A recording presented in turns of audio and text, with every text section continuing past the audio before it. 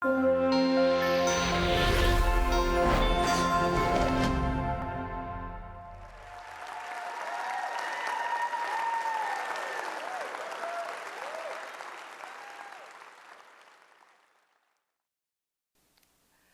talk about food. It's mid-January and it is bitterly cold outside.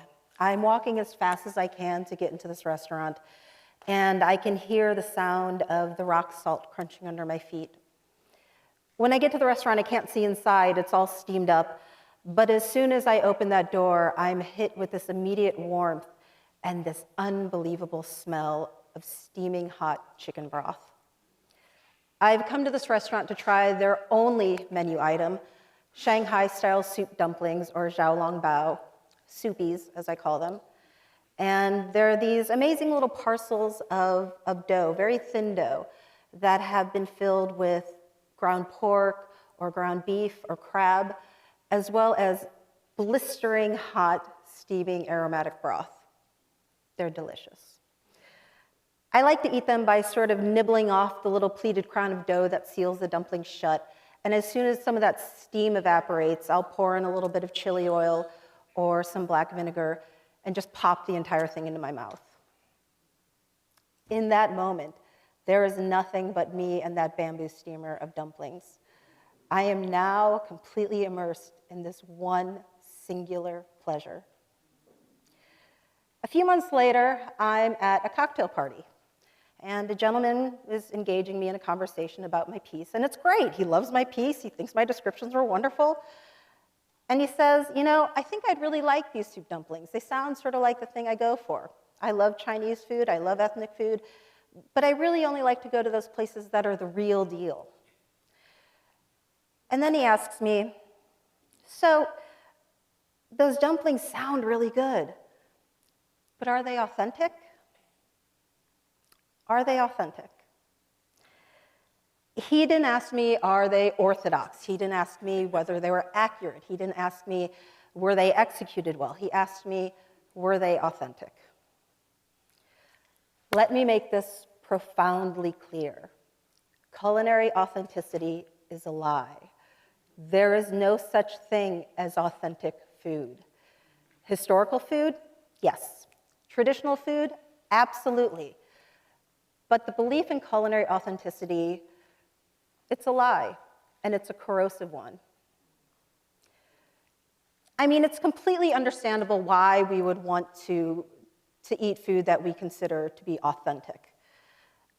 When fusion cuisine came along in the 80s and the 90s, you remember that? We got really excited. The idea of melding different cuisines into one dish was novel and new and interesting. And then it kind of saturated the market, and it lost its shine.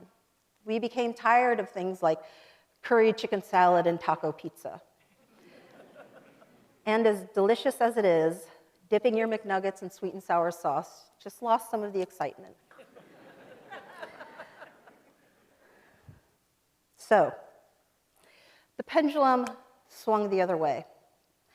And in an era where we are redefining the very concept of identity, diners have sort of picked up this curious new behavior. It seems that we are now attributing value to cuisine that seems concise, easily identifiable, simple. And in doing that, we've also decided what is and is not an authentic restaurant. By projecting what we believe an authentic restaurant needs to be, we've created a bit of a problem. Because when we ascribe this very subjective version of authenticity onto a cuisine, we're defining it as traditional. Only foods that are traditional can be made. Only foods using the ingredients of the region are allowed. And it can only be made by a chef of matching ethnic identity. But by this definition, there is no such thing as food born from nurture, not nature. By this definition, there is no room to allow for passion born of curiosity. By this definition, I've never made an authentic meal in my life.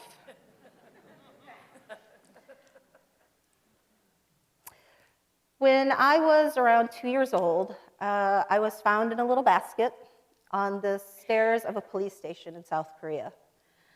When the police came, they asked me if I knew my name, and I couldn't tell them, but I could tell them that when I went to sleep, my Oma was there, and when I woke up, my Oma was gone.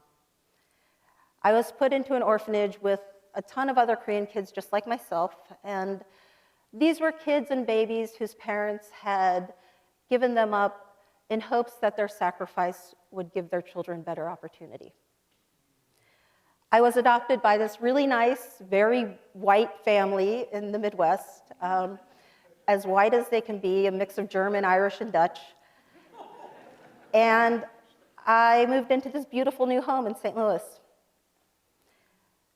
Even after I began speaking English, and even after my sister took me to show and tell as the show and tell,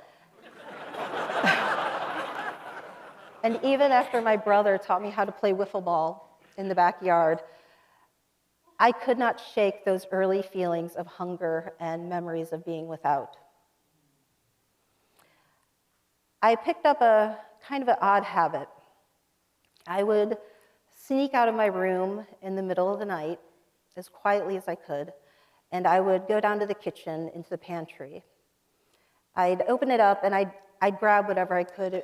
It really didn't matter what it was. A can of vegetables in one hand, a jar of mayonnaise in the other. And I would scramble back up to my room as quietly as I could, not to wake anyone up.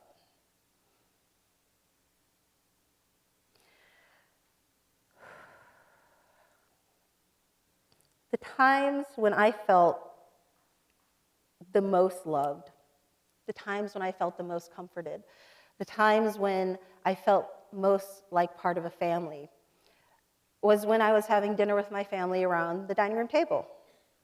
We would laugh, we would eat something amazing that my mom made us. We would argue a lot, but most of all, we just were creating memories.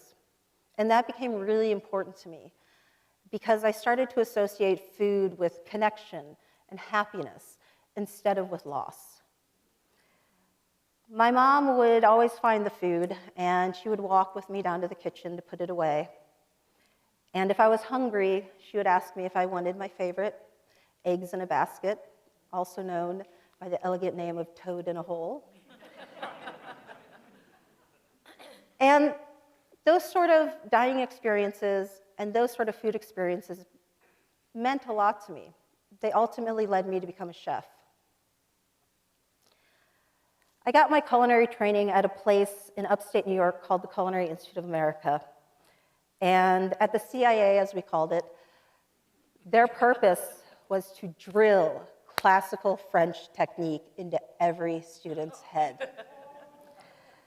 And here I am in upstate New York, this Korean woman who was raised by these Midwestern white folks, and suddenly I'm becoming proficient at making stocks and sauces. I could cut vegetables into these perfect 1/8 inch cubes, or brunoise. And at night, I would have French food dreams. I would dream about croquembouche and potatoes dauphinoise and bechamel and hollandaise. And it all seemed totally natural to me. It all seemed exactly like what I should be doing. No one told me at that time that I was cooking someone else's cuisine. No one told me that by making coq au vin, I was doing what I shouldn't be doing. No one told me I should be fermenting kimchi. Had they, I think I would have, in the colorful language of the chef, explained to them what I thought they could do with their opinion. So what do we do now? How do we move forward? How do we, as diners, make sure we're going forwards and not backwards? Well, one of the things we can do is decide who we don't want to be, right? So listen to this exchange and tell me what you feel is off, what feels wrong to you. The places that we have been told are authentic sort of all fit within a certain category. So imagine this. You're at that same cocktail party that I was at, but you run into someone who wants to share their latest gastronomic conquest with you. And they say something that sounds like this. So I found this place that's supposed to have the best birria tacos in the city. And I went looking for it, and I got lost, and I was stuck in this neighborhood, and I'm like, where am I? This is not safe. I don't know what's going on here. And then I find it. It's this total dump, man. It's this hole in the wall. Nobody knows about it. It's totally authentic. When we went in, there was no one who spoke English. We were the only white people. It was awesome. And my tacos were only $1.50. Ethnic food is so cheap. This is great. Don't be that guy. The other thing we can do is we can just chuck that word ethnic in relation to cuisine. Replace it with the region you're speaking of, or just leave it out altogether. It's perfectly fine. The other thing you can do is a little work, and I am asking you to do your due diligence here. If you're interested in the traditional cuisines of a region, take a little bit of time to research it. Find out the influences and the people and the immigration and the effects of the country that have changed that cuisine and influenced what you are about to put into your mouth. I'm not asking you to become experts, but I am asking you to put forth some effort. Lastly, we can believe in the food that we are being served. We can believe in its intention. We can believe in the chef that used their cumulative knowledge and skill to make that dish for you because they thought you would enjoy it. By doing that, you hear the chef's story of their experiences, not just their ethnicity. So, what did I tell the cocktail guy? Did I tell him that those jiaolongbao were authentic? I did. I told him they were very authentic, as real and as genuine, as authentic as he was or as I am. A Korean woman who was trained as a French chef and whose comfort food craving is German rouladen and toasted ravioli. Plus, those soup dumplings, they taste really good. And they make people really happy. And is there anything more authentic than sharing food made with care and skill to give others joy? Thank you.